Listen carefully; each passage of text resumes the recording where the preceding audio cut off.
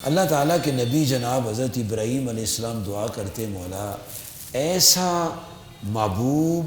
کمال شانوں والا رسول بھیجنا علیہ السلام جو قرآن پاک کی تلاوت کرے اور اس کتاب کے معنی سکھائے اور والحکمہ اور حکمت کی باتیں بھی سکھائے، کیونکہ اللہ تعالیٰ اپنی کتاب لا ریب میں سورۃ البقرہ میں ہی ارشاد فرماتا ہے وَمَن یُؤْتِ الْحِکْمَةَ فقد اوتِیَ خیرًا کثیرا۔ اللہ تعالیٰ فرماتا جس کو میں حکمت دے دوں وہ خوش نصیب یہ سمجھ لے اس کو میں نے خیر کثیر عطا فرمایا۔ تو حضور تو آئی خیر کثیر لے کر ہے،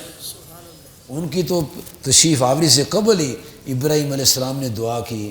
کہ یا اللہ ایسا محبوب رسول بھیجنا جو حکمت کی باتیں بھی سکھائے۔ اور جب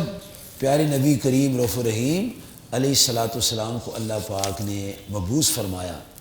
تو مبعوث فرما کر اظہار نبوت فرما کر تو اس وقت کیا فرمایا؟ سورۃ آل عمران آیت نمبر 164 لقد من اللہ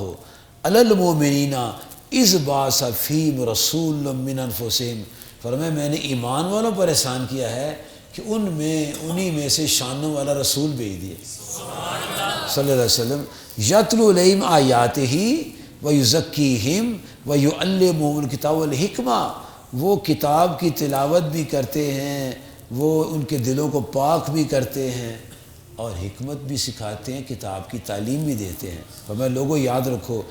ان کانوا من قبل لفی ضلال مبین، اس سے پہلے تم سب گمراہ تھے، آپ آئے ہیں تو ہدایت ملی۔ تو اللہ پاک نے ابراہیم علیہ السلام کی دعا سنی کہ میرے ابراہیم میرے محبوب کے لیے دعا کر رہے ہیں۔ تو جب کسی کے محبوب کے لیے دعا کریں جس کا محبوب خوش ہوتا ہے کہ نہیں ہوتا؟ اگر کسی کے بیٹے کے لیے دعا کریں اس کو پتہ نہ ہو، بیٹھا ہو وہ کہیں نکر میں اور کہیں یار فلانے ہمارے دوست کے بیٹے کو کامیابی دے، کہتے یار کیا بات ہے میرے بیٹے کو یاد کیا ہے، وہ خوش ہو جائے گا۔ اللہ کا بیٹا تو کوئی نہیں ہے نا، اس کا محبوب ہے نا، تو جب محبوب کائنات سے اس کی محبت کی بات کریں گے اللہ خوش ہو جائے، اور آپ کی تعظیم توقیر ناموس ختم نبوت کی جب بات کرتے ہیں اللہ بہت خوش ہوتے ہیں، کیونکہ اللہ کو یہ پسند ہے نا، محبوب کی ہر بات پسند ہے۔